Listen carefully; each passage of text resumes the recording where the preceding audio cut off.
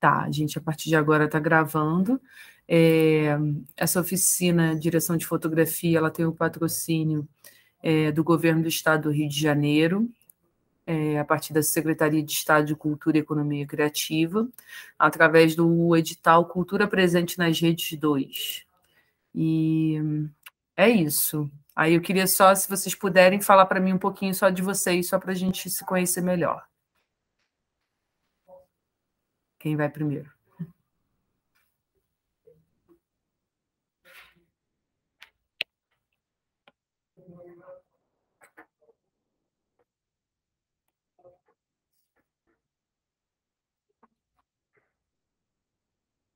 Ninguém, gente? Vocês não querem falar?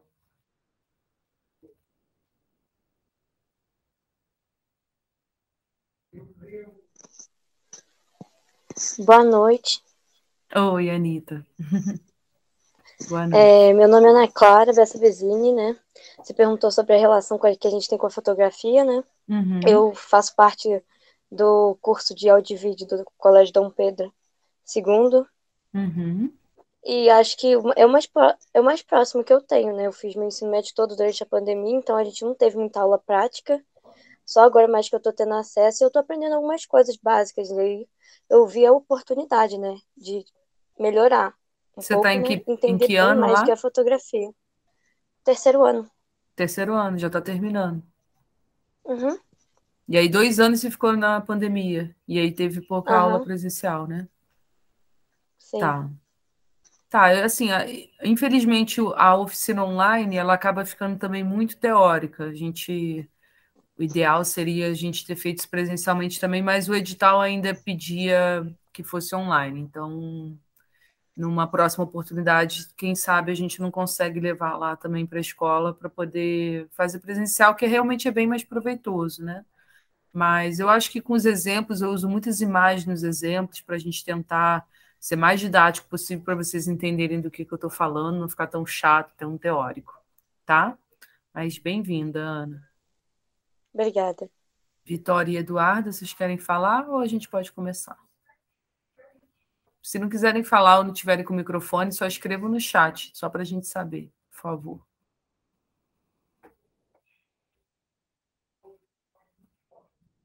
Oi, Oi, Vitória. eu estudo também no Colégio Dom Pedro, é a minha primeira vez lá. Tô no primeiro ano do ensino médio. No primeiro No áudio ano. e vídeo. É. Você já teve alguma experiência de fotografia lá na escola ou não? Não, a gente só tá começando a gravar Tá. algumas coisas. Mas vocês já estão aprendendo a lidar com câmera, tudo isso. Sim. Tá bom então. Maravilha. Meu nome é Eduardo, eu também sou estudante do Dom Pedro e faço curso de áudio e vídeo. E eu sou iniciante, eu só sei um pouco do básico até agora. Tá bom. Que bom, todo mundo então da escola, né? Do curso de áudio e vídeo daqui. Então, gente, a primeira parte, o que é a minha função hoje aqui? É falar um pouquinho, essa primeira aula, a gente vai falar um pouquinho do que faz o diretor de fotografia num set de filmagem, quais são as responsabilidades do diretor de fotografia, o que ele precisa saber, com quem ele precisa conversar. Então, no início é bem introdutório. E hoje a gente também vê um pouquinho sobre uns conceitos básicos de fotografia. E aí de fotografia em si, né? A fotografia fixa, vamos dizer assim, porque para você filmar, você tem que ter alguma noção. E hoje em dia a gente filma muito com câmera fotográfica, então eu acho importante a gente dar essa passada, até para quem, como Eduardo, a Vitória, que estão no primeiro período ainda, e talvez não tenha essa intimidade ainda com alguns elementos da fotografia, e para filmar a gente precisa conhecer disso também. Então, a gente vai começar passando também um pouquinho por isso. E na aula de amanhã, a gente vai falar de iluminação. E na terceira e última aula, a gente fala de captação. E aí também eu quero mostrar alguns vídeos que eu separei para vocês verem, para a gente ver como é a atuação do diretor e o tanto de trabalheira que é filmar, né? Não é tão simples só apenas pegar uma câmera e filmar. Se ele tem que, é um trabalho, o cinema é um trabalho em conjunto, então você tem que lidar com outras pessoas, depende, às vezes, de trabalho de outras pessoas, e eu vou tentar passar um pouquinho isso para vocês. Então, vamos começar, para a gente não se estender muito com vocês. Se não estiver dando certo, vocês me falam.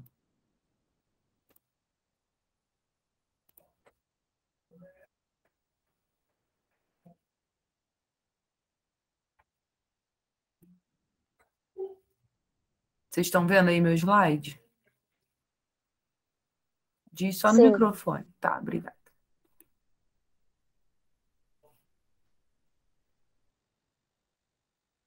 Tá, então vamos nessa. Aqui eu botei uma breve introdução do que é a fotografia.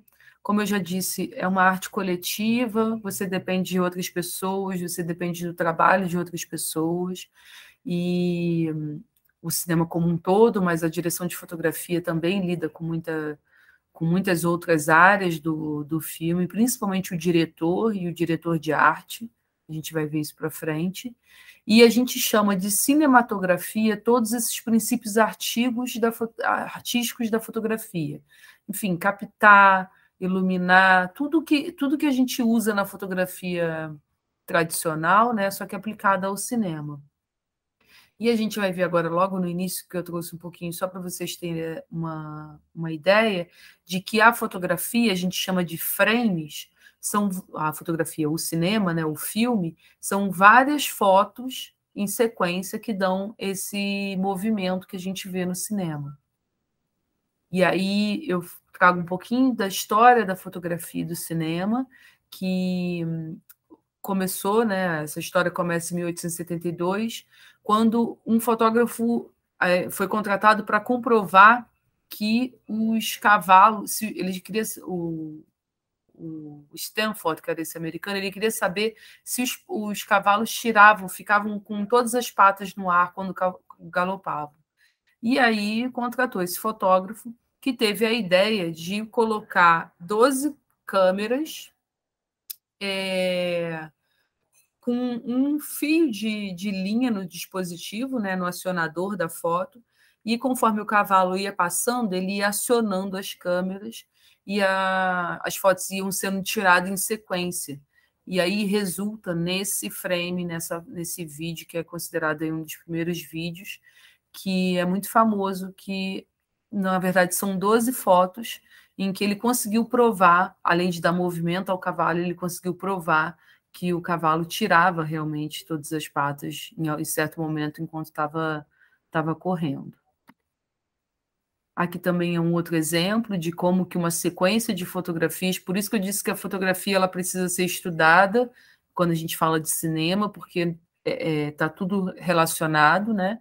Então, como que uma fotografia, passada em sequência, ela cria essa sensação de movimento.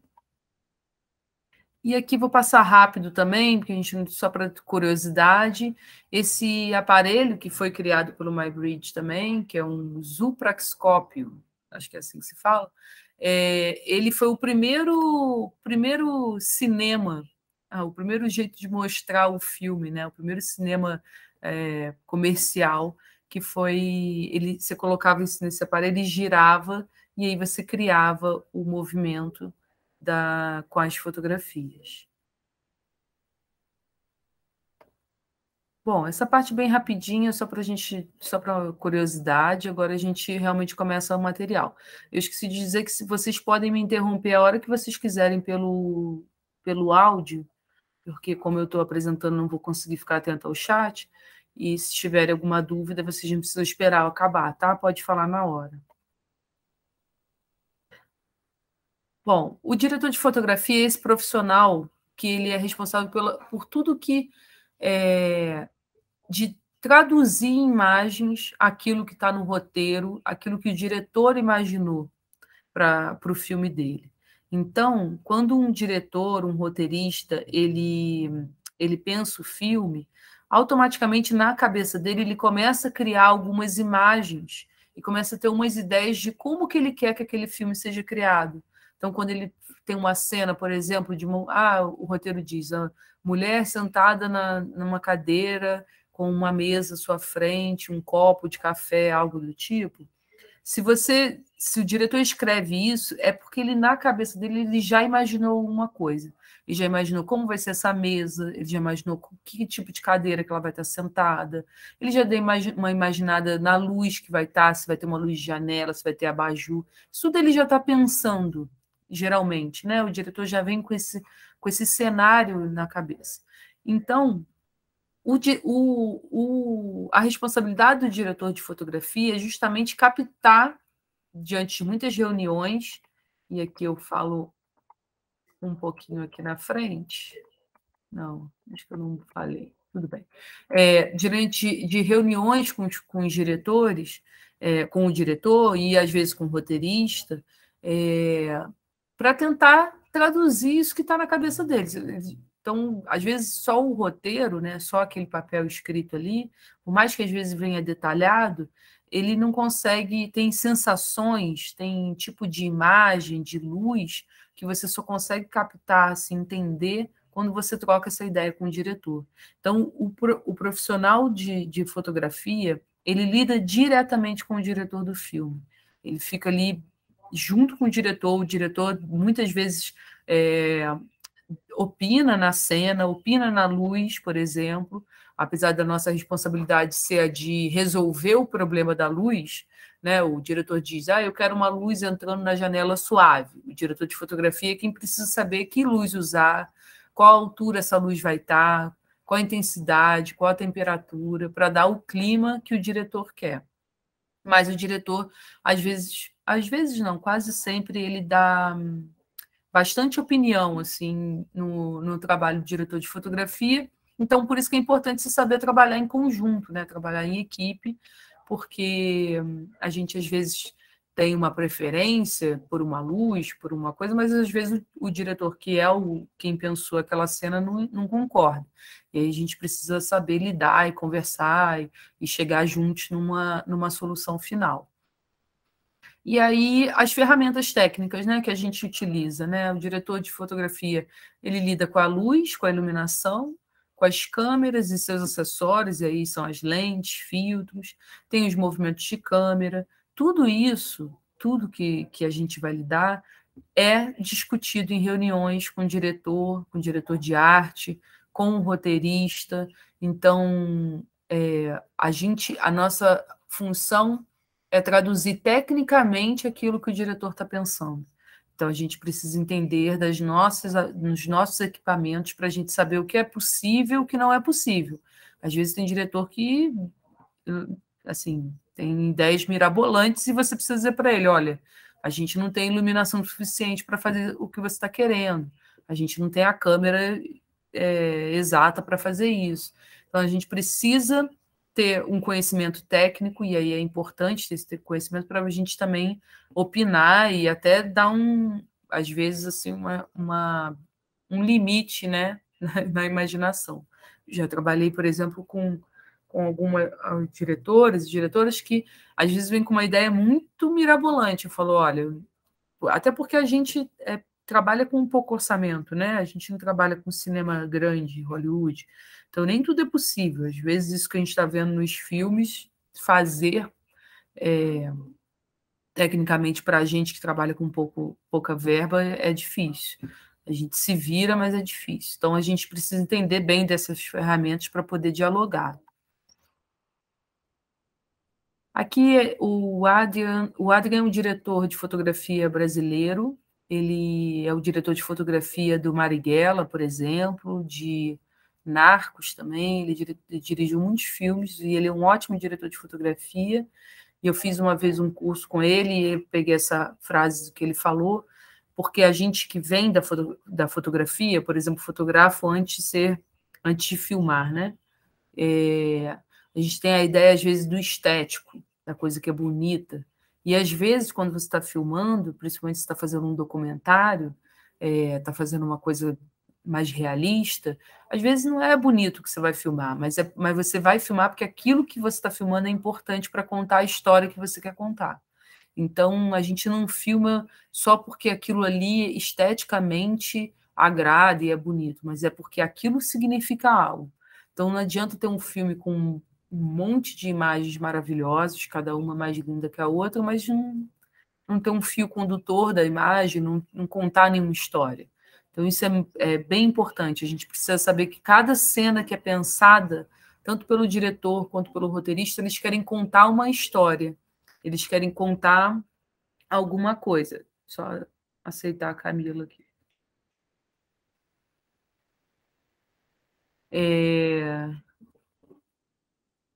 Camila entrou? Oi? Camila? Acho que entrou, né? Bom, Camila, se você não estiver ouvindo alguma coisa assim, você me fala ou no chat ou pode abrir o microfone, tá bom? A gente está no iniciozinho, então você não perdeu muita coisa, não. Então é isso. Então a gente tem que sempre ter isso em mente. O diretor de fotografia precisa sempre pensar se aquela imagem, se aquela cena que você está filmando, ela está contribuindo para a história que quer ser contada. Aqui é só para a gente ter uma ideia de como funciona um pouquinho a equipe que trabalha em torno do diretor de fotografia. A gente tem ali o diretor, que é quem comanda toda essa equipe, ele é a pessoa principal que a gente mais vai conversar. Não ligados diretamente a gente, nós temos o diretor de arte. A gente não necessariamente é subordinado ou eles são subordinados a nós. Isso não existe. Nós somos parceiros de trabalho, mas ele trabalha muito com a gente. Porque o diretor de arte é aquela pessoa que vai pensar o figurino, o cenário, os objetos que vão ser utilizados em cena. Então, tudo isso influencia na nossa fotografia. Por exemplo, se a gente está filmando em algum lugar em que a luz é muito quente, se eu coloco dependendo da cor da roupa da pessoa, né, do figurino que ela estiver usando, pode ser que aquela luz amarela muito quente desconfigure a cor da roupa. Então, a gente precisa lidar, porque senão talvez a nossa luz acabe estragando o trabalho do diretor de arte. E vice-versa. Às vezes ele coloca alguma coisa no cenário que não favorece a luz que eu selecionei, então isso acaba prejudicando a minha cena. Então, todo esse trabalho, direção de arte, direção de fotografia, precisa conversar. Por exemplo, a gente vai ver mais à frente, a gente tem um tipo de luz, que é a luz prática, que são, se a gente reparar nos filmes, né, nas cenas, a gente sempre começa a reparar que a gente tem muito abajur em cena. Filmes, novelas, se vocês olharem, sempre tem uma luminária, um abajur, isso é uma luz prática que a gente chama.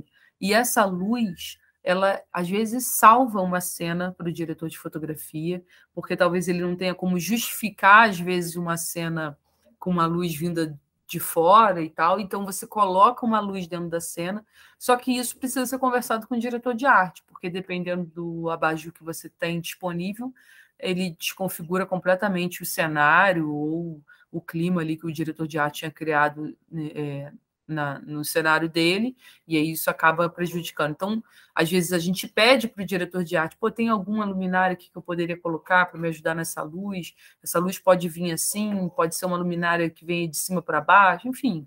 A gente conversa com ele, troca essa ideia para que o nosso trabalho possa contribuir, né, um com o outro.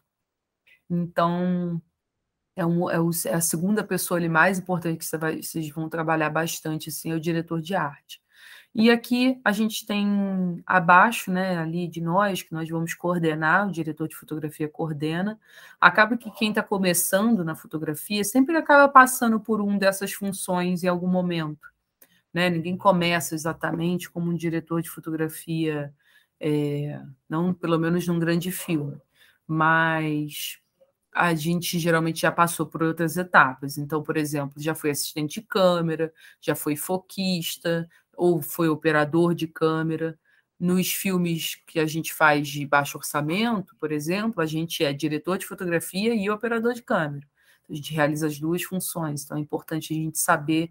Aliás, em baixo orçamento a gente faz tudo, na verdade. A gente usa maquinário, a gente faz movimento de câmera. Num grande filme, existe o operador de câmera, existe o cara que vai fazer o movimento de câmera, existe o cara para fazer o foco, existe o cara para fazer a organização desse material no cartão de memória, mas quando você trabalha... Eu, por exemplo, só trabalho sendo eu e mais 2 pessoas no máximo na equipe.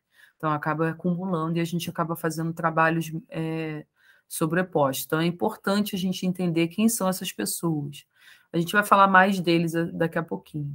E ali, meio solto ali, nós temos o colorista, que é a pessoa lá no final, depois que o filme já foi editado, a montagem já terminou, o filme está pronto para ser exibido, aí vem o colorista e ele faz a correção de cor no final para dar o clima, para corrigir também questões de iluminação, que às vezes ficou estourado, ou às vezes ficou muito escuro, uma cena, às vezes, que logo em sequência não estão conversando, ele faz essa correção, e muitas vezes aplica algum clima no filme. Então, tem alguns filmes, por exemplo, que a gente vai ver que ele é um clima frio, então é tudo muito azulado. Muito desse trabalho vem do colorista, de aplicar filtros da pós-produção para dar essa cor e esse clima para o filme. Então, é uma pessoa que o diretor de fotografia, às vezes pode ser ele, que é o colorista, às vezes ele pode participar das reuniões, mas quem lida diretamente também com o colorista é o diretor, porque é ele quem vai dizer qual a cor que ele quer do filme dele. Mas é importante essa conversa, esse diálogo com o diretor de fotografia também.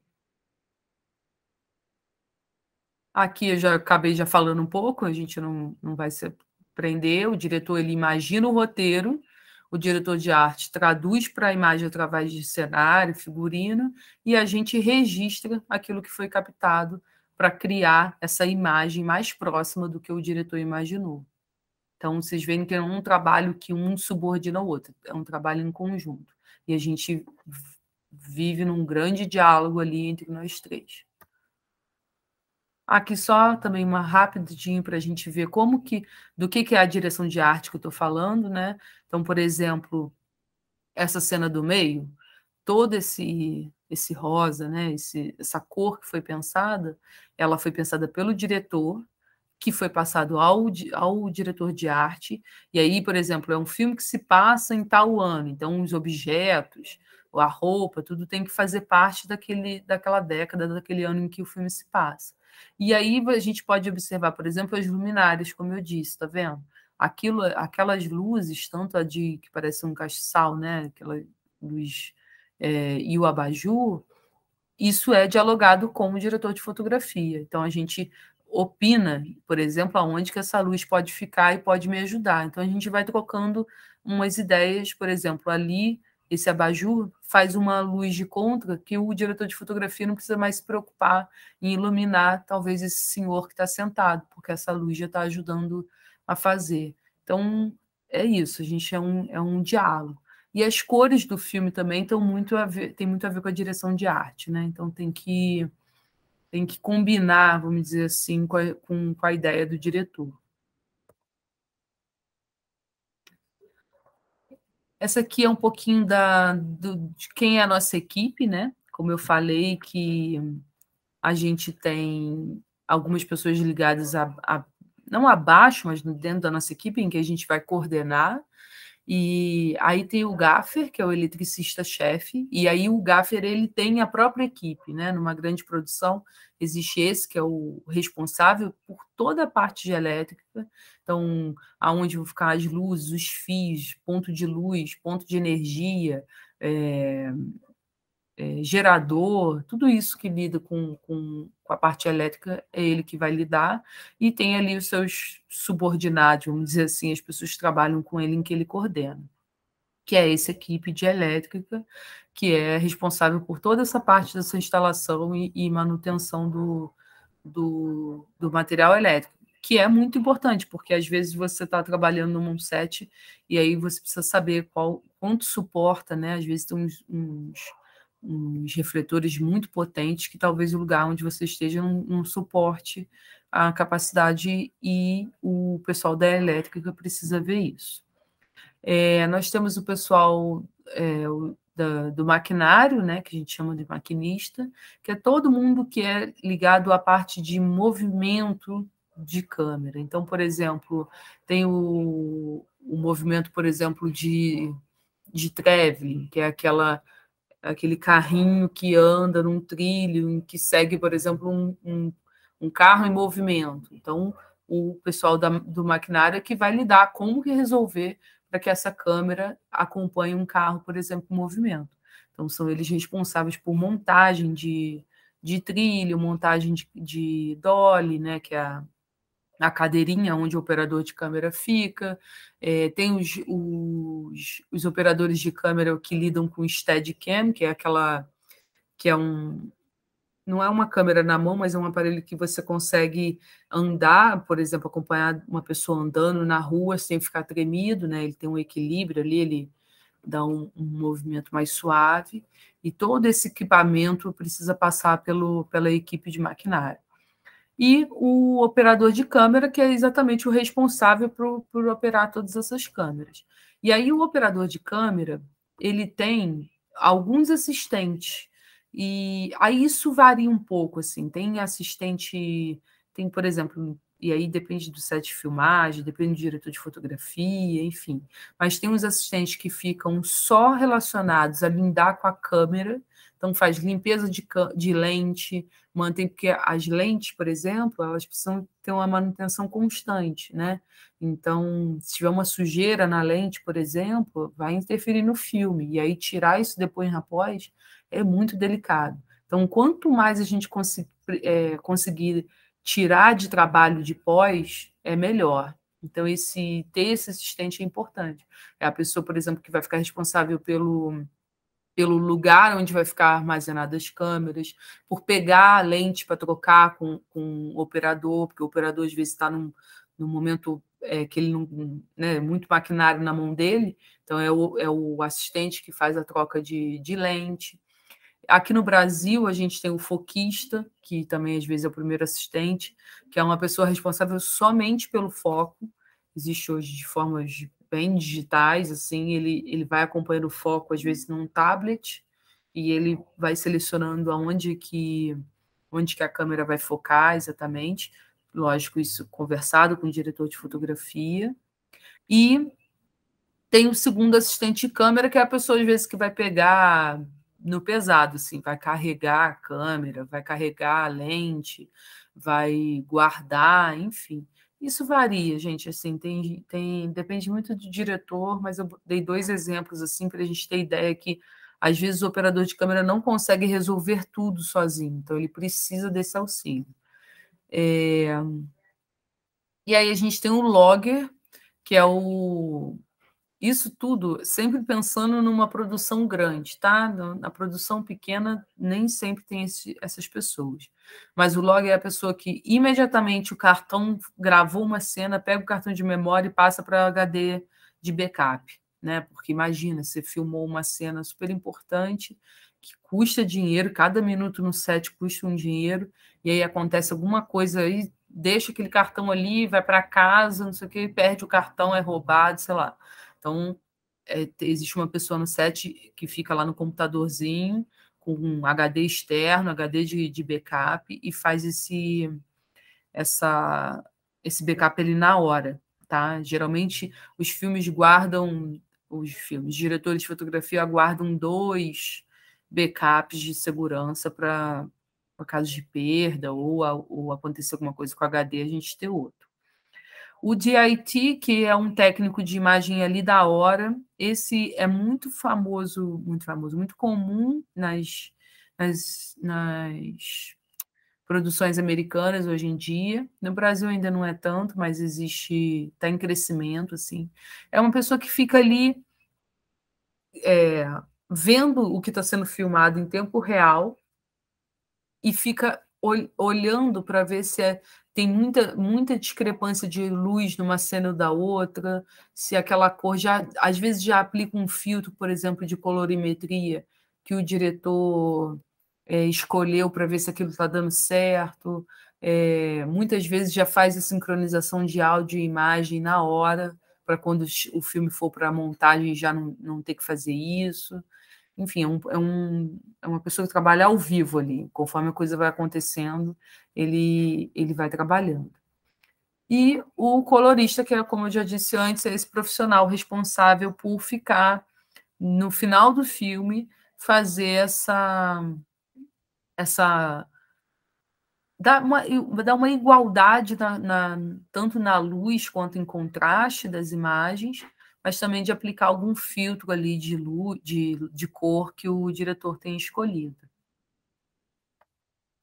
Gente, está muito rápido, vocês têm alguma dúvida? Se quiserem, pode parar, tá bom? Para me falar. Aqui a gente vai pensar um pouquinho como são as etapas de trabalho do diretor de fotografia.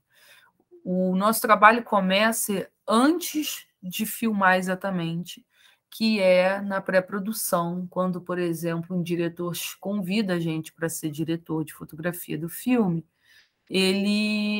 a gente faz várias reuniões antes de começar exatamente as filmagens. E o nosso trabalho começa principalmente pela leitura do roteiro.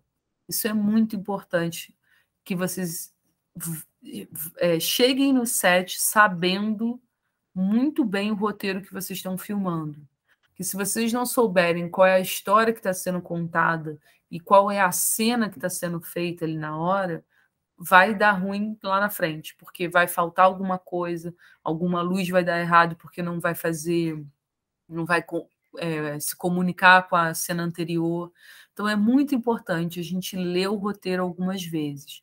E aqui é uma sugestão, né, de quantas vezes você leria um roteiro. Essa primeira leitura, que é ler como se fosse um livro, ler como se você estivesse ouvindo uma história, para entender do que se trata, para entender de quem se trata, sobre quem a gente está falando, quem é o personagem principal desse filme. Depois você faz uma segunda leitura, aí a gente começa a rabiscar o roteiro mesmo. Você pega uma caneta e começa a marcar quais são as cenas que vai te dar mais trabalho na fotografia. Então, qual que vai exigir uma luz especial, ou qual que vai ter pouca luz, que às vezes isso é o que mais difícil para o diretor de fotografia, é uma cena com pouquíssima luz, cenas à noite, por exemplo. Então, às vezes, essa é a dificuldade. Então, você sabe que ali você vai ter que trabalhar e pensar melhor com a sua equipe como resolver. Então, você começa a marcar essas cenas. Depois você passa por essa... Aí, depois de marcar as cenas mais difíceis, você começa a entender quem são os personagens. Então, você vai anotando, você vai marcando assim, quais são os personagens que surgiram que antes não tinham aparecido.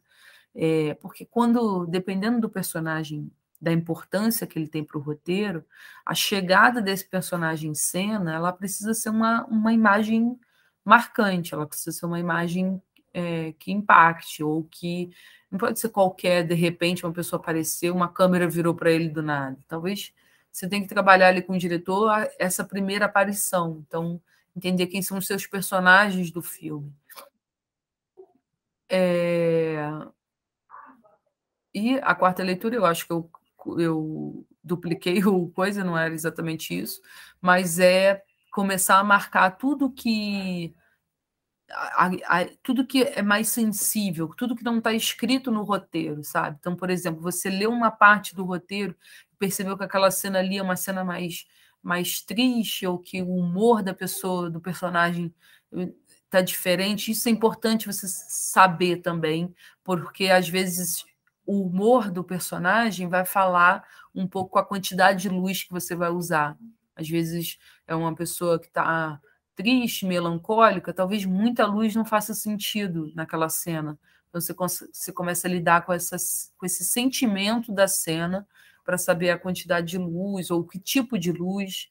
Como eu falei do abajur, às vezes ele funciona em algumas cenas melhores do que se você botar um grande refletor. Então, perceber esse sentimento, essa sensação da cena também é importante. Aqui, na quinta leitura, qual é a primeira cena? Aqui eu vou pular um pouco, porque não é exatamente essa ordem, mas a quinta e a oitava leitura, elas são bem elas são importantes juntas, assim, é você marcar no roteiro qual é a primeira cena do seu filme, assim, como que essa cena vai começar. Essa é muito importante, você precisa saber com o diretor, e aí, às vezes, essa cena é uma cena que fica, inclusive, definida, é a última a ser definida. É pensar com o diretor como que esse filme começa.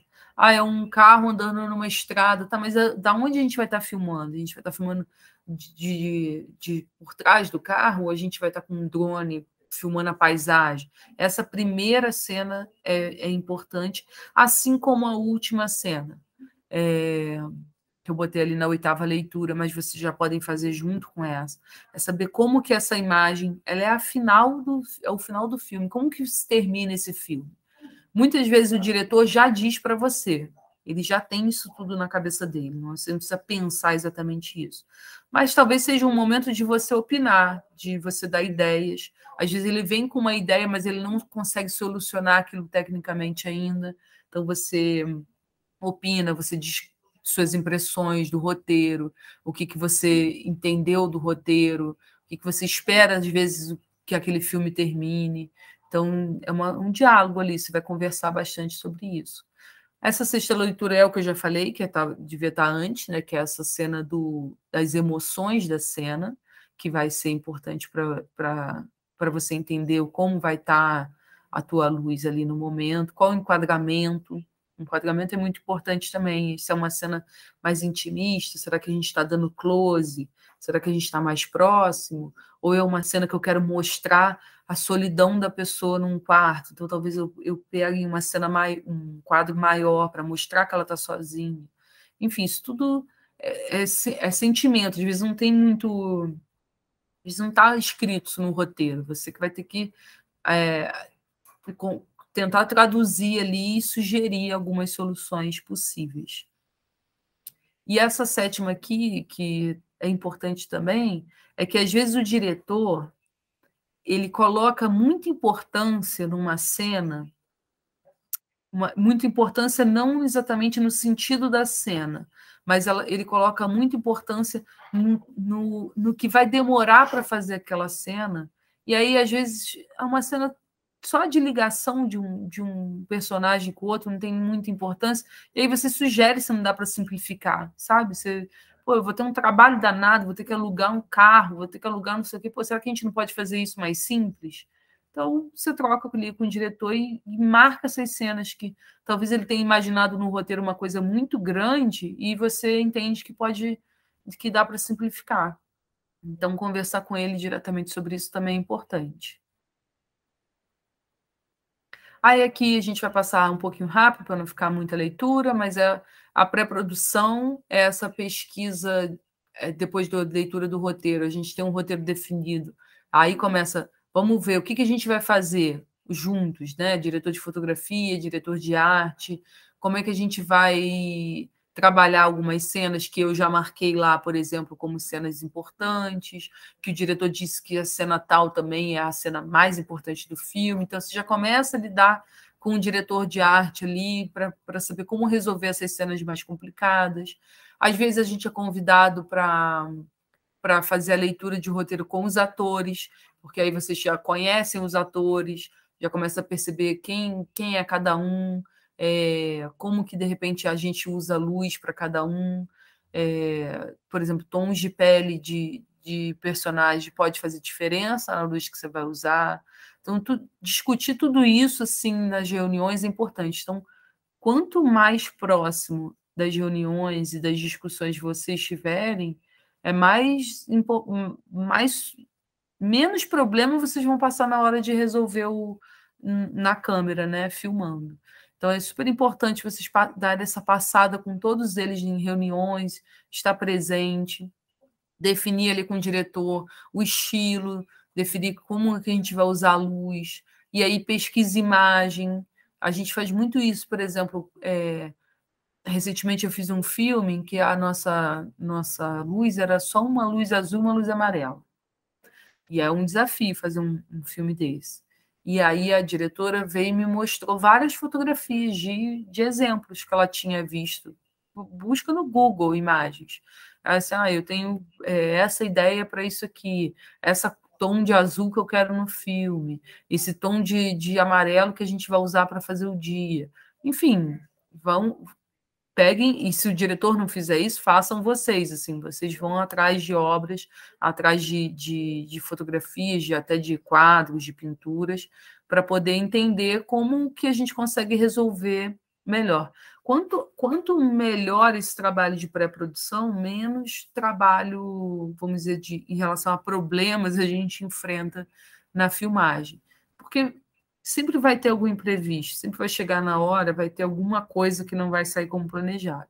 Mas quanto mais a gente conseguir eliminar esses momentos, mais a produção acaba saindo da melhor forma possível, né?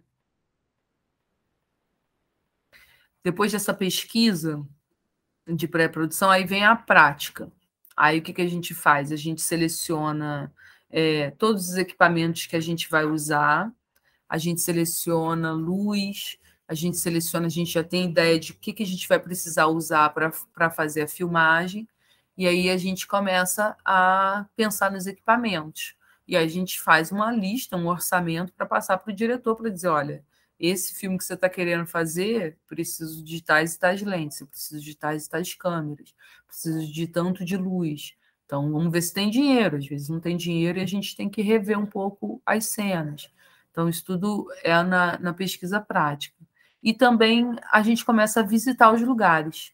Isso é uma das etapas mais importantes, é vocês saberem aonde vocês vão filmar. É ir nos lugares. Por exemplo, se vocês vão filmar em lugar fechado, vão antes. Tem uma noção se tem luz local, se tem problema de barulho externo, se é apertado, se é grande demais. Porque, por exemplo, às vezes você não tem um espaço muito grande de trabalho, talvez algumas lentes não funcionem exatamente naquela filmagem. Então, é necessário essa locação, né? Essa visita de locação é muito importante, é muito importante. E tem uma outra coisa que é importante, por exemplo, é quando a gente vai filmar de forma em externa, né? Então, por exemplo, vamos filmar na Praça da Liberdade. Aí marcaram a filmagem para, sei lá, 30 de junho e a gente tem que ir lá filmar. Só que aí o diretor de fotografia ele precisa pensar 30 de junho. Vamos supor que a gente comece a filmar 10 horas da manhã. A gente vai chegar um pouco antes, não sei o quê. Será que vai estar chovendo? Será que o sol nasce em qual lugar? Será que a gente, no dia 30 de junho, sei lá que dia que é, será que é uma sexta-feira, será que tem feira no dia? A produção também vai pensar junto com você, mas é importante a gente saber, a gente ir nos lugares para entender como funciona aquele lugar antes de começar a filmar. Porque senão chega no dia, você imaginou um sol vindo de lado, não sei o que, chega lá, o sol está para o outro lado. Então, se você não souber de onde está vindo o sol, também vai te atrapalhar nas externas.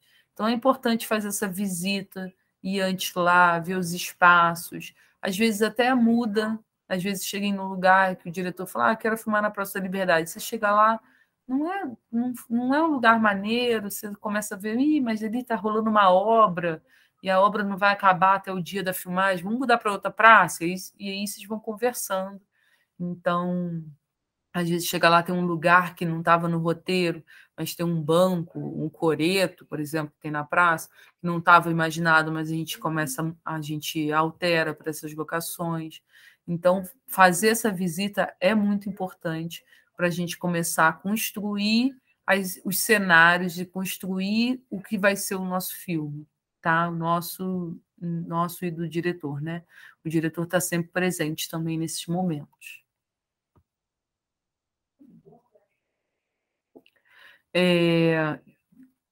Passado isso, a gente tem essa etapa pré-produção, tem essa etapa da visita técnica, e aí a gente começa a montar a nossa equipe. Aí a gente começa a fazer, começa a entender com quem que a gente vai trabalhar, e aí, junto com a equipe, a gente começa. Tudo isso que eu já sei do filme, que eu aprendi lendo o roteiro, que eu aprendi junto com o diretor, eu vou passar para a minha equipe. Então, a gente começa a desenhar um pouco o plano de luz, começa a entender os movimentos, vou passando para eles quais são esses movimentos de câmera, e começa a encontrar com o pessoal da produção que já está montando, né, os cenários, e a gente já começa a levar, o diretor já começa a levar a sua equipe para conhecer as pessoas, para fazer teste de luz, fazer teste de locação. Então, aí já começa uma técnica, uma pesquisa técnica e esse controle ali de como vai ser a qualidade do nosso filme.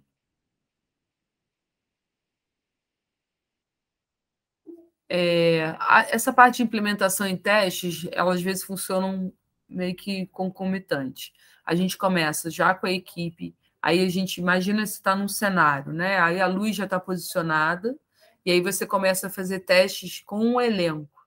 O elenco se posiciona em locais, principalmente das cenas principais, assim, das cenas mais importantes, e aí a gente começa a realizar testes, ver como que uma luz vai reagir com uma cena, a gente altera isso na hora, pensa equipamentos que a gente... Às vezes eu tinha imaginado um refletor muito forte, e aí eu vi que aquela cena, na hora que eu vi em ação, não funcionou. Então, aí começa esses testes para a gente tentar entender até se o figurino que o diretor de arte escolheu está funcionando com a luz que a gente selecionou. Então, tudo isso é importante passar ali por uns dias ali, se ensaiando junto com toda a equipe, com a equipe de arte, para ver se está tudo funcionando conforme planejado e conforme imaginado também. Aqui a gente já falou dos roteiros, fazer marcação de cena, posiciona os atores, testa movimento. O foco, por exemplo, às vezes o foco fala muito na cena, às vezes deixar fora de foco é comunicar a cena, a imagem, né? Comunicar a história. Então, se você, por exemplo, em algum lugar, você quer que o foco não fique exatamente no personagem de primeiro plano, mas no personagem de fundo, então você precisa pontuar isso nesse ensaio para que o foquista, ou você, ou quem for fazer o foco, lembre na hora de rodar, né? Na hora que estiver realmente filmando, que aquele momento ali o foco é feito de tal forma. Então, essa parte de ensaios é importante para a gente poder não também chegar nos lugares sem... A primeira vez que eu conheci o ator, a primeira vez que eu vi que o ator é alto e a minha câmera não estava pensada para um ator tão alto, enfim, tudo isso é importante. Aí vem a parte já de começar a filmar, né, que é iluminar o set, aí já pensando na produção, né, no dia da filmagem. Acerta a iluminação, é importante, por exemplo, medida de segurança. Isso, por exemplo, a pessoa que lida com eletricidade, com a parte elétrica das luzes, tem que estar atenta para nenhuma cena, não ter um curto, uma luz não esquente, enfim, tudo isso é importante.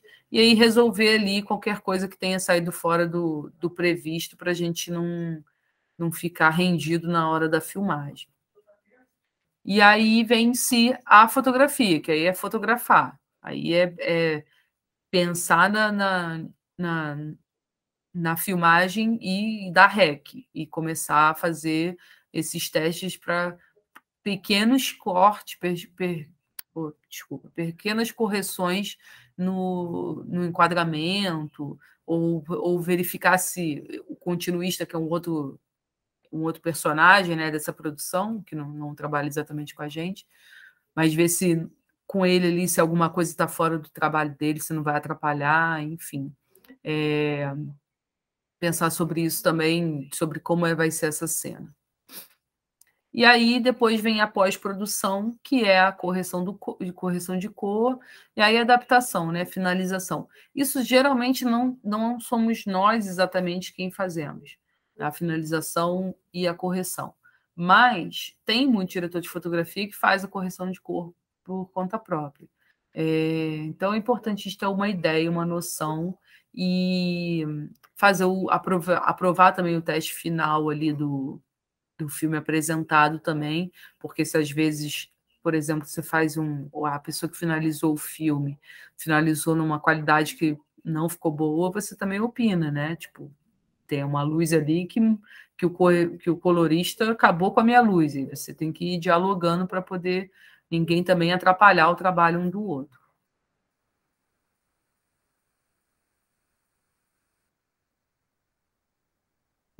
Isso aqui, eu vou pular aqui direto. A decupagem. A decupagem é um trabalho feito pelo diretor e que vai chegar para vocês, que é tem o roteiro que a gente leu, né? E a decupagem ela vem na ordem que vai ser filmado. Então a gente tem que saber, por exemplo, essa decupagem que eu marquei cada númerozinho desse são cenas, são takes. Então, tipo, eu sei que o número 1, eu vou ter que filmar até que a Jane ali saia, eu tenho que filmar ela numa câmera, num quadro, num plano.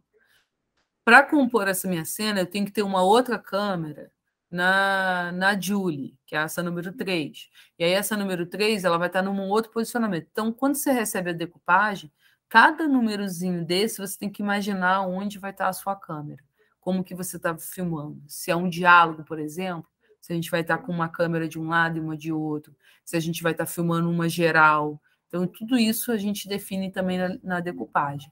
E a decupagem é importante porque ela não vem na ordem do roteiro. Ela vem numa ordem que ela facilite a nossa produção e que ela facilite também a nossa vida de diretor de fotografia para que não hajam mudanças de luz significativas. Então, você imagina, se eu estou filmando uma cena em que eu tenho uma luz bem aqui na diagonal da minha esquerda. E no roteiro, no roteiro a sequência dessa cena é uma outra coisa que acontece longe de mim, com uma luz totalmente diferente da que eu estou usando. Então, para a gente não ficar toda hora trocando de luz, a gente grava tudo que é com aquela luz, vou gravar todas as cenas da Mariana ali naquela luz, e depois a gente grava o restante. Mesmo que isso não faça sentido na ordem exatamente do roteiro, mas na hora da montagem o editor ajusta isso. Então, quanto menos desmontar a luz possível para a gente é melhor. E a decupagem tem exatamente esse papel de administrar essa produção para a gente. Aqui, por exemplo, é uma tabelinha de decupagem. Cada númerozinho desse é uma cena. Esse int, por exemplo, está dizendo para a gente que é externa ou interna. E aí, do lado para frente, a gente tem esses textos aqui, são uma explicação do que é a cena, para a gente saber qual cena a gente vai estar fazendo. Mas, por exemplo, esse número 2 aqui, por exemplo, esse POV é o ponto de vista, né? Da onde eu vou estar filmando, é o ponto de vista do personagem. Então, eu já sei que vai ser uma câmera que vai simular o olhar do personagem e vai fazer uma pan. Então, essa pan, que é um movimento de câmera de panorâmica, né? Um movimento de câmera natural, é como se a pessoa estivesse acompanhando alguém com o olhar. Então, eu já sei na decupagem qual é o movimento que eu tenho que fazer. Isso tudo o diretor faz com você. Não precisa se preocupar em exatamente somente você fazer isso. Mas você trabalha junto, o diretor geralmente te apresenta, você analisa e aí fala, em vez de uma pan, eu posso fazer um movimento parado? Porque não vai funcionar a pan aqui, acho que o parado é melhor. Enfim, se sugere. Por exemplo, o traveling é um movimento de câmera no trilho. A pan é um movimento de câmera que a câmera não sai do lugar. São movimentos diferentes. Mas, às vezes, a produção vai estar tão corrida no dia que montar um traveling vai ser inviável nessa cena. Aí você muda com o diretor, você conversa com ele se a pan funcionaria em vez de um traveling. Eu estou falando esses nomes, mas se vocês não conhecem, a gente vai ver, tá, gente? Para frente, o que é pan, o que é traveling. É só para a gente ter uma ideia agora de como é a decupagem. Esse aqui é outro, eu vou passar também. E aqui é o storyboard que vem junto. ele trabalha junto com a decupagem, que nem todos os filmes têm, porque é caro, você às vezes tem que pedir um ilustrador para fazer, então não dá às vezes para fazer, mas é literalmente fazer as cenas do seu filme em desenho. Isso é um storyboard. Então, isso, quando é possível, é maravilhoso, porque o diretor consegue colocar em imagem o que ele está imaginando.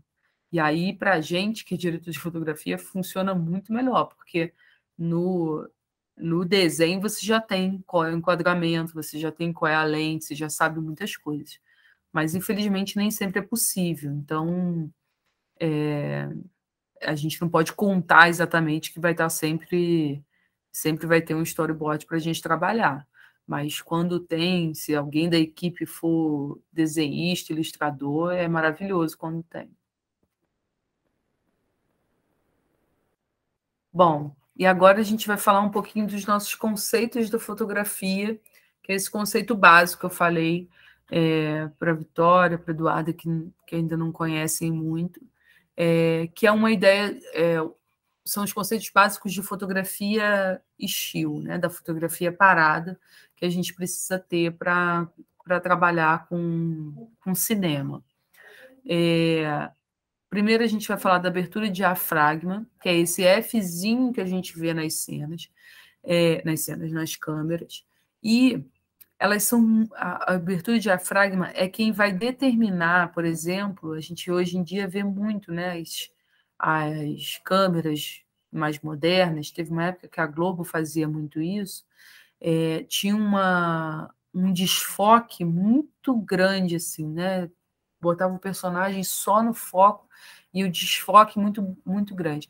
Isso é muito bonito, na fotografia em si é muito usado, né? A gente usa muito esse desfoque.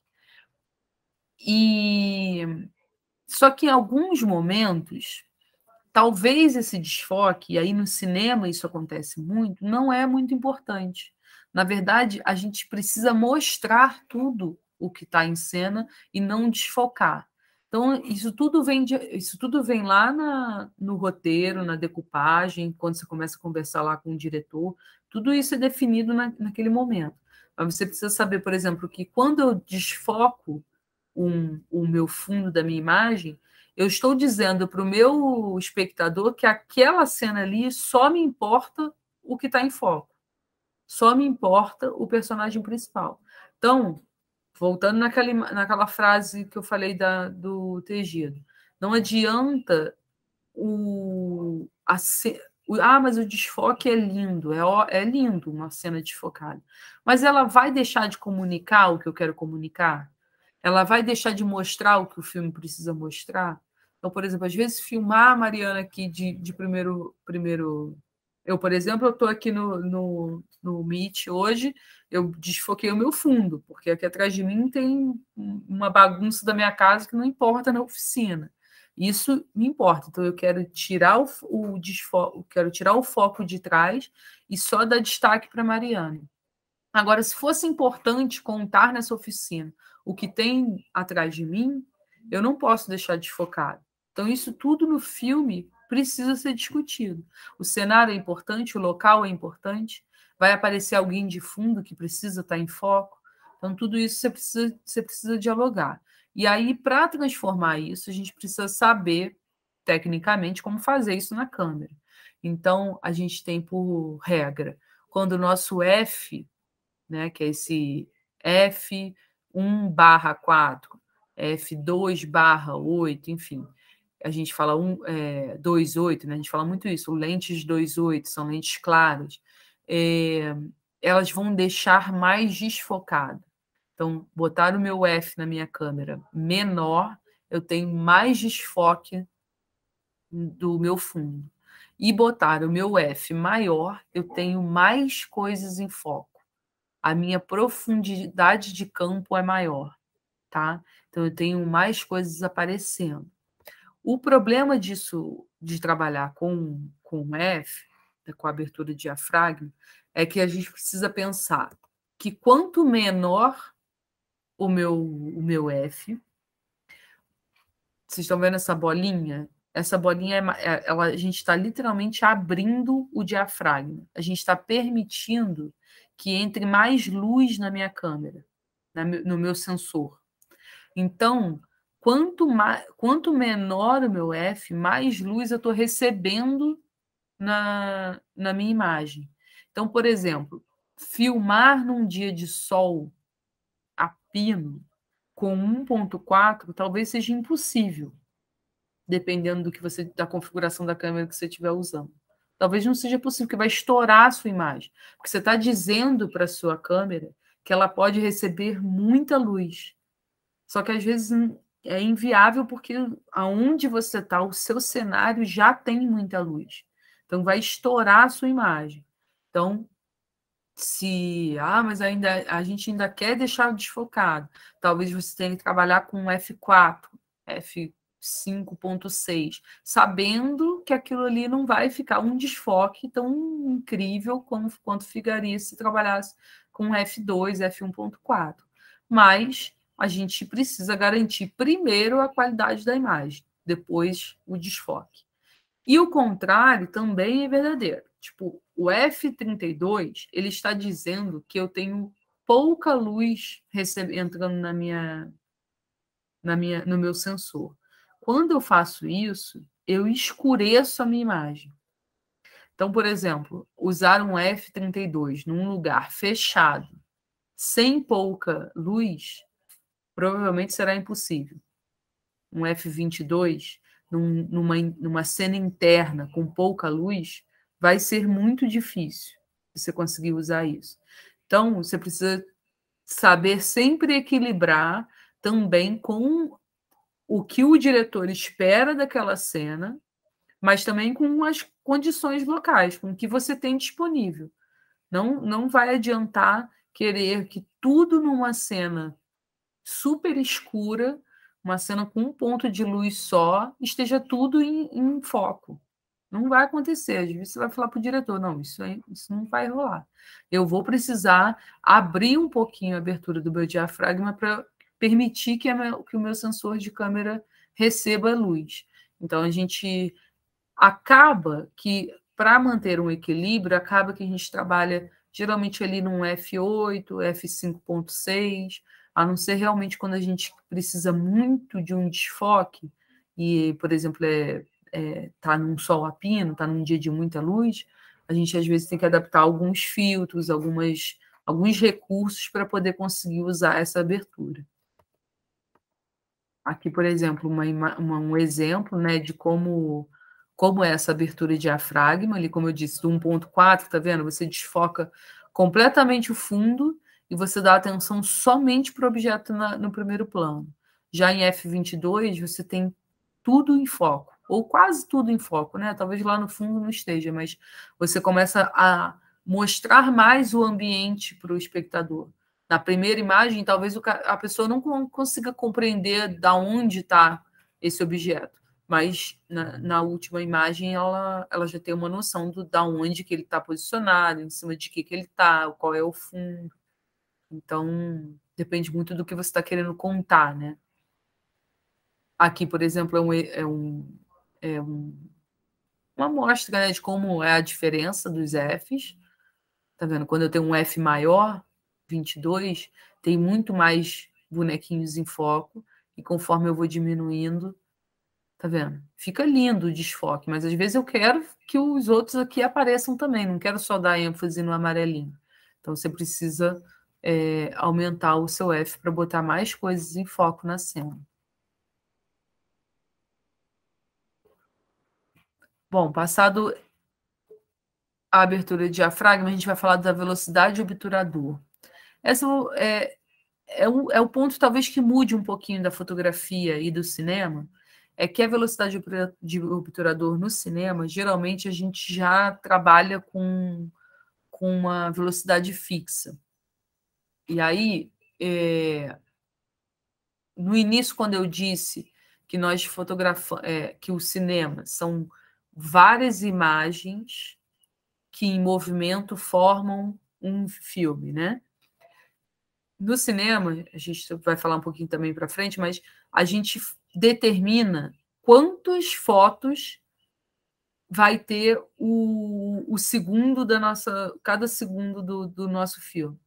Então, por exemplo, se eu trabalho com 24 frames por segundo, eu estou dizendo que eu quero 24 fotos, 24 imagens estáticas por segundo. E isso vai dar uma leveza de movimento na minha câmera, no meu filme. Mas também existe hoje em dia, por exemplo, 60 frames por segundo. Então, a câmera capta muito mais imagens da cena. Então, você tem muito mais detalhe daquele movimento em 60 frames por segundo. E a velocidade obturadora, a gente vai sempre trabalhar o dobro da quantidade de frame que a gente está usando. Então, se eu estou trabalhando com 24 frames por segundo, 24 fotos por segundo, a minha velocidade obturador vai ser 50, 60, e aí depende de cada câmera. Se eu estiver trabalhando com 60 frames por segundo, aí eu trabalho com 120 de velocidade, 125, dependendo da câmera também. Pode variar um pouquinho, mas é sempre próximo do dobro, tá? Para a gente manter o movimento, a captação do movimento seja mais natural possível. Então, a gente vai... se a gente, por exemplo, coloca lá em 1.1/4, como está ali, o movimento começa a ficar meio arrastado, tá? Porque a gente está trabalhando com 24 frames. Então, isso interfere na imagem. E, o contrário, a imagem fica mais dura, como se o movimento fosse um pouco mais congelante. Então, é preciso estar atento a isso e sempre trabalhar com o dobro da quantidade de frames. Quem determina essa quantidade de frames é o diretor, tá? Porque isso também faz parte da estética do filme que ele quer. Por exemplo, os 24 frames são geralmente usados no cinema. Geralmente a gente usa 24 ou 30 frames. Mas, por exemplo, jogo de videogame, animação, as pessoas já trabalham com mais frames, porque quer dar essa ideia mais plástica, essa ideia mais não digo realista, mas uma coisa mais engessada, mais plástica. São muitas fotos, são muitos detalhes, é tudo muito hiperreal, assim. Então, a gente trabalha com mais frames. Mas no cinema, e a gente vai ficar aqui, se ater a isso, a gente trabalha com 24 a 30 frames, tá? A não ser quando a gente quer fazer câmera lenta, tá? Câmera lenta a gente trabalha com mais frames para a gente ter mais opção do editor conseguir deixar aquela cena em câmera lenta. Mais para frente a gente fala um pouquinho mais disso. Mas a velocidade obturador é preciso ter em mente que ela é sempre o dobro da quantidade de frames que a gente está usando. E a velocidade obturador, assim como a abertura de diafragma, ela também interfere no resultado da imagem que a gente vai ter. Então, quanto menor a minha velocidade, ou seja, quanto 1.8, 1.4, a gente diz que ela está que o obturador está mais lento, né? Quanto mais lento, mais luz entra na minha câmera, no meu sensor. Então, filmar ou fotografar com 1.4, 1.8, quer dizer que eu vou ter imagens mais claras, vou ter mais luz na imagem.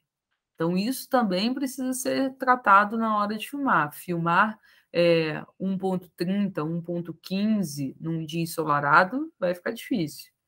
É quase impossível, dependendo da câmera que você estiver usando. Então, manter ali um equilíbrio do 1/60, 1/125, que é o que a gente geralmente trabalha, é importante para manter a qualidade da imagem. Senão você escurece demais a sua imagem ou clareia demais e perde detalhes, tá? E o contrário também. 1/1000, 1/500, eu deixo a minha imagem mais escura. Então, quanto mais escura a minha imagem, mais difícil, por exemplo, trabalhar em locais fechados, com pouca luz. Então, talvez eu não consiga trabalhar com essa velocidade muito rápida. Tá? Então, isso aqui, na verdade, tem mais a ver com a fotografia, para quem quer fotografar, do que exatamente para o cinema, porque no cinema a gente vai pensar sempre nessa coisa do frame, é sempre o dobro da quantidade de frame que a gente está usando para manter a naturalidade da imagem. Pode acontecer de, às vezes, você está usando 1/60 numa cena externa e está ficando claro demais, você vai precisar mexer? Pode acontecer. E aí, se você não consegue resolver de outra forma, você pode aumentar um pouquinho a sua velocidade para 1/100, por exemplo. Não tem problema. Vai ser imperceptível ali a mudança. E aí, às vezes, salva a sua imagem para que não dê um problema maior na questão de luz, porque equilibrar a luz, que ela não fique muito clara ou não fique muito escura, a gente garante que a gente não perde detalhe daquela cena. Então, essas configurações precisam ser bem feitas para que a gente não perca detalhes da imagem, tá? E também garanta a qualidade do filme. E a velocidade de obturador, e aqui também tem mais a ver com a fotografia, exatamente, que é aquilo que eu falei que às vezes fica mais duro no filme, né, no cinema, é porque a velocidade de obturador ela congela as imagens. Então, se você quer, fazendo foto mesmo, né, fotografia, quer fotografar, por exemplo, um passarinho, você tem que usar a velocidade de obturador alta. O seu número de obturador tem que ser lá 1/1000, 1/500, porque se for menor, você vai pegar um movimento da asa do passarinho, mas não vai pegar ela congelada como está nessa imagem. E a mesma coisa com o obturador baixo. Aqui, o obturador mais baixo, você consegue pegar o rastro da luz. Então, essas fotos foram feitas com o obturador bem baixinho, com a velocidade de obturador baixa. E aí você consegue... a câmera fica mais tempo aberta a receber luz. Então, ela capta o rastro da luz. Por isso que faz essas linhas, né? Esses riscos de luz na foto. Aqui o que eu já falei, não vou falar então de novo, que é a questão do quadro por segundo, né? A gente fala... Aqui pode ser tanto em inglês e em português, né? Tem o frames por segundo ou quadros por segundo. Então, você pode encontrar FPS ou QPS, tá? Depende, enfim, do autor ou de quem você estiver trabalhando. Então, 24 quadros ou frames por segundo, você usa 1/50. 30 você usa 1/60 e assim por diante, tá? Sempre ali mais próximo possível. E a gente tem também a sensibilidade ISO. Essas 3 características da fotografia, elas influenciam diretamente no resultado da quantidade de luz que tem na sua imagem. E o ISO, ele significa qual é a quantidade de sensibilidade do sensor da imagem que você vai estar dando. Então, por exemplo, o ISO é o que a gente mais acaba usando na questão de corrigir questões de iluminação. Então, por exemplo, eu estou num lugar muito escuro e eu preciso filmar, tenho pouca luz disponível e eu preciso filmar essa cena aqui e fazer ela acontecer da forma mais nítida possível. Eu preciso trabalhar com o meu ISO maior, com o ISO mais alto. Eu preciso dizer para o meu sensor que aquela sensibilidade, eu preciso dar mais sensibilidade à luz para o meu sensor. Então, eu aumento o meu ISO. Então, trabalhar com ISO 800, 1600 vai garantir imagens mais claras, tá? E o ISO menor, ele garante imagens mais escuras. Então, no cinema, a gente acaba trabalhando muito com ISOs menores em externas, em cenas de rua, porque geralmente, né, depende um pouco do local, mas geralmente você já tem mais luz, então você acaba usando o ISO bem baixinho. E as cenas internas, ou com pouca luz, por exemplo, às vezes cair do dia, já vai começando a escurecer, a gente aumenta esse ISO para a gente receber mais mais luz e que ela fique ainda mais clara a nossa imagem.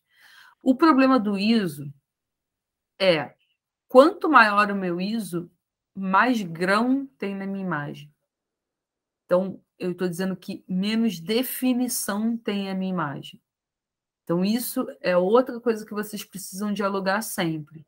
Às vezes, vale a pena salvar a imagem, no sentido de fazê-la, mas vai estar com ISO alto e você sabe que vai perder um pouco de definição, não vai ter jeito, a qualidade vai ficar comprometida porque vai ter muito grão, ou eu não faço a imagem, ou eu não gravo. Eu entendo que não vai dar porque eu vou estourar a imagem e eu preciso que aquela imagem tenha um máximo de nitidez possível. E aí você resolve com iluminação. Você joga a luz, você arruma um outro jeito para não mexer no ISO e trabalhar com o ISO equilibrado ali em ISO 200, 400, é tranquilo de trabalhar. Mais que isso, você já começa a perceber um pouquinho da granulação nas imagens. Agora, tem cena, tem filme, que trabalha isso como linguagem. Eu já vi uma galera trabalhando em que o grão é a linguagem do filme.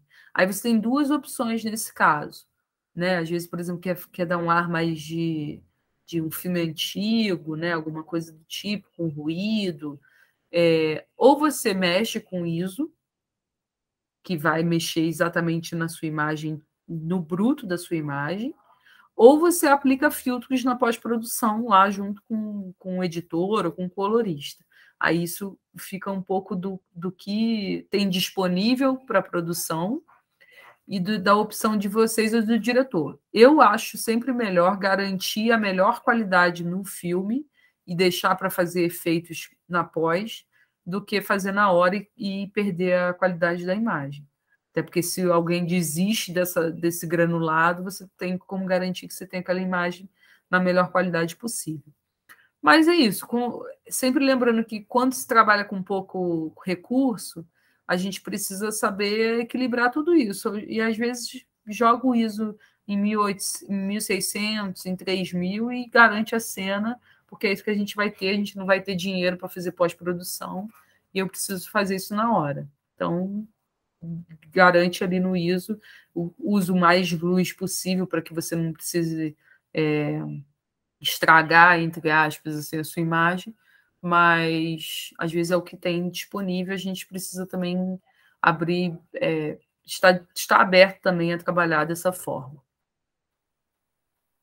Aqui, bom, já falei, né? Quanto maior a luz ambiente, ou seja, durante o dia, usa um ISO menor, e quando a cena está escura, usa um ISO maior.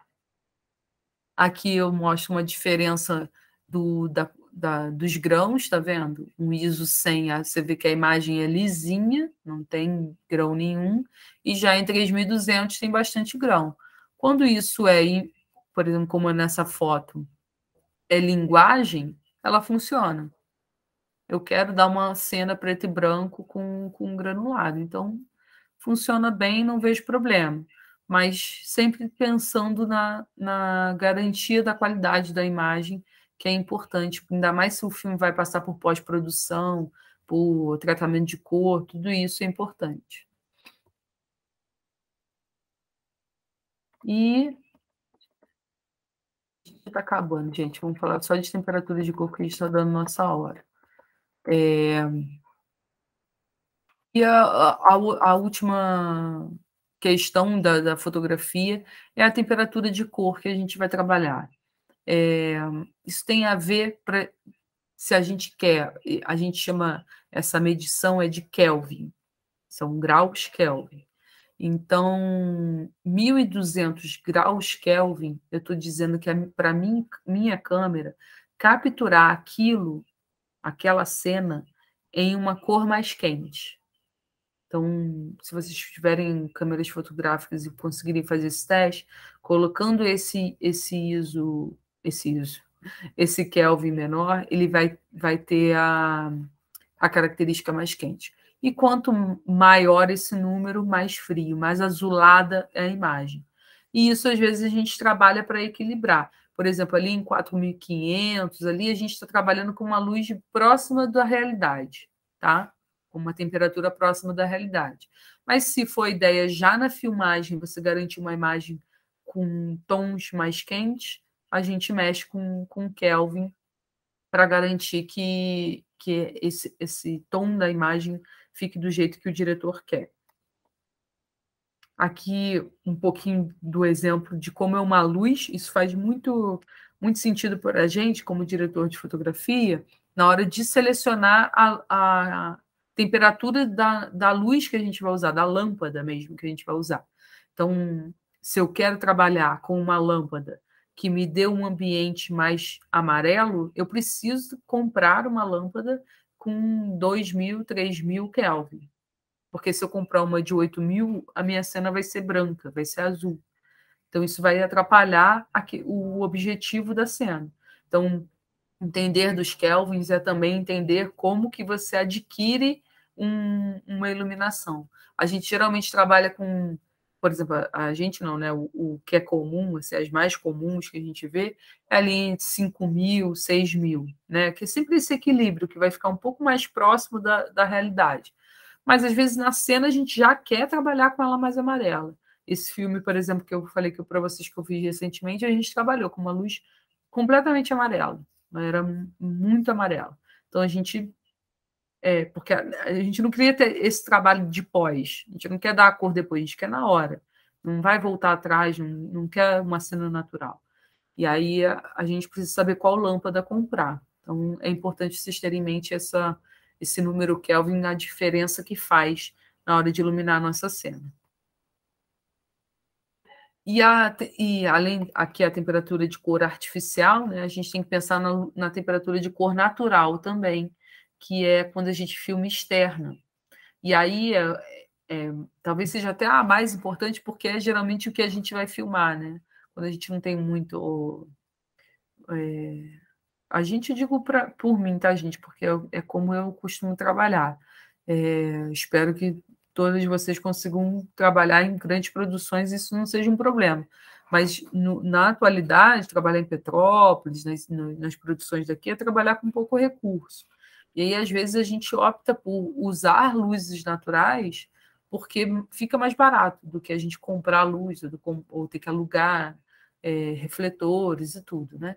Então, pensar sempre que a luz dura, né, que é a luz do sol, ela é uma luz fria, por incrível que pareça, ela não é uma luz quente. É a hora do dia em que você vai ter tons mais azulados na pele e reagindo à cena. E a luz quente vai ser no nascer ou pôr do sol. Por isso que a gente sempre filma, sempre não, né? Mas a gente procura filmar, o diretor de fotografia gosta de começar a filmar cedo, para pegar essa luz mais bonita que a gente chama, né? Que é a golden hour, que a gente fala, que é uma luz que deixa as coisas mais bonitas mesmo, assim, porque tem pouca sombra, porque tem uma tonalidade mais amarelada, que fica mais próxima da coisa real, do que da luz dura, que é uma luz do alto e é uma luz que causa muitas sombras, assim, é uma luz que não fica bonito no filme. Então, mas às vezes também não tem jeito, às vezes você tem que trabalhar no meio-dia ali, 1h da tarde, não é o melhor horário, mas a gente precisa saber que quando a gente vai trabalhar nesse horário, a nossa luz é mais fria do que quente. Aqui é só um exemplo de alguns balanços de branco, isso pode variar de câmera para câmera, então a gente, na verdade, quando está trabalhando com câmera fotográfica, é um pouco essa configuração que tem, e ela já vem com alguns presets ali, né? Tem o Kelvin que você consegue alterar manualmente, selecionar o número específico, mas também tem esses que trabalham. Então, por exemplo, se você está fotografando, está filmando no começo da manhã, usar o Kelvin 3.000 e 4.000. Ela te sugere, né? É uma configuração das câmeras, mas você pode ignorar e usar o que você quiser. Mas é importante que às vezes elas salvam também em umas situações que você não tem alguma variação, que você não está conseguindo encontrar um Kelvin ideal, seguir às vezes da câmera funciona, ela te ajuda. E aqui um exemplo, né, do balanço de branco que acaba causando, por exemplo, se você usar um Kelvin numa cena errada, vamos dizer assim, por exemplo, se eu usar 6.500, 8.000 numa cena, eu vou ter esse resultado da primeira cena. Se eu usar o Kelvin mais quente, eu tenho o resultado da segunda. E aí é entender qual que fica melhor, qual é a que você quer por exemplo, a primeira tem um clima mais frio, né? Talvez eles estejam num lugar que faz mais frio. A segunda já não. A segunda talvez esteja mais próxima da realidade da cor de pele deles.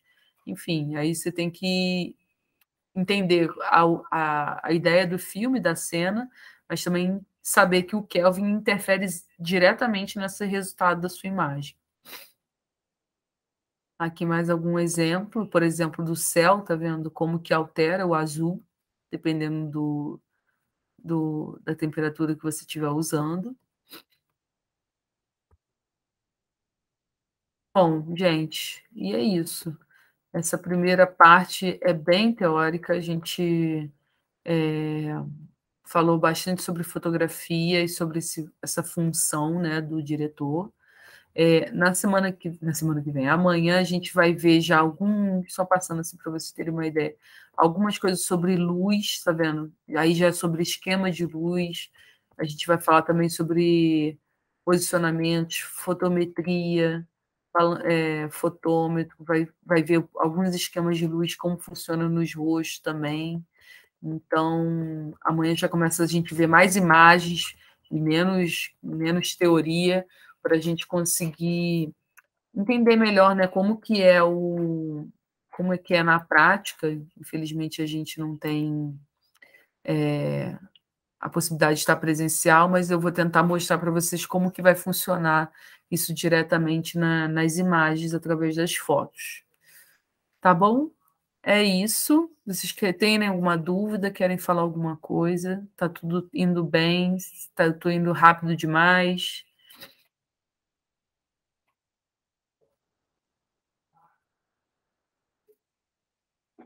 Não, acho que tá indo num ritmo legal. Consegui entender direitinho. Conseguiram?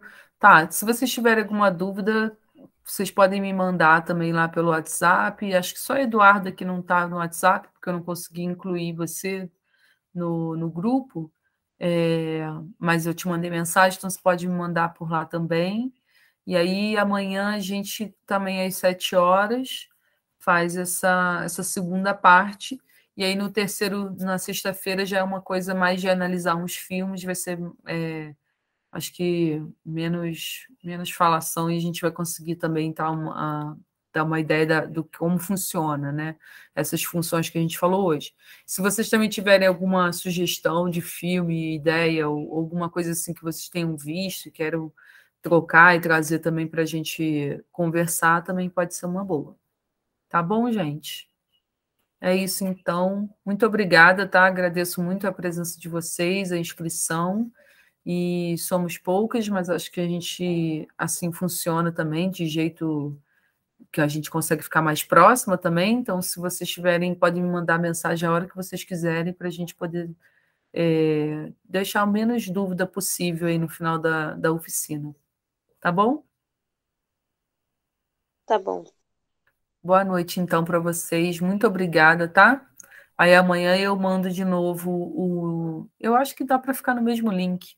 E aí a gente, se tiver alguma alteração, eu mando. Mas a gente se fala amanhã, então, antes da aula começar. Obrigada, gente. Boa noite. Bom descanso para vocês. Boa noite, pessoal. Até amanhã. Boa noite.